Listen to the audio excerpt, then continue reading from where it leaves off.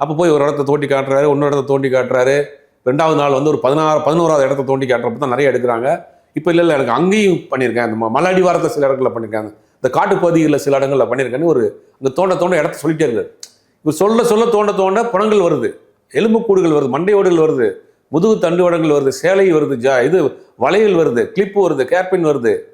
அவர் சொல்கிற வாக்குமூலத்தில் ஒரு வாக்குமூலம் சொல்கிறாரு, என்கிட்ட வந்து ஒரு குழந்தைய வந்து ஸ்கூல் பொண்ணை வந்து யூனிஃபார்மோட கொண்டு வந்தாங்க, முகம் சிதைக்கப்பட்டு.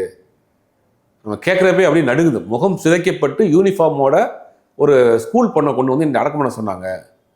காசியில் பார்த்தா அது என்னுடைய சொந்த தூரத்தில் ஏதோ சொந்தக்கார பொண்ணு மாதிரி இருந்துச்சு.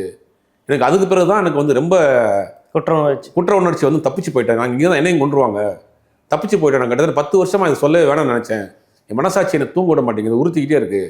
இவ்வளோ பெரிய அக்குறும்பம் நடக்குது, நான் சொல்லி ஆகணும் அப்படின்றது தான் அந்த தைரியமாக வெளியே வந்தது. உண்மையிலே அவர் பாராட்ட வேண்டிய விஷயமாக தான் இருக்கார்.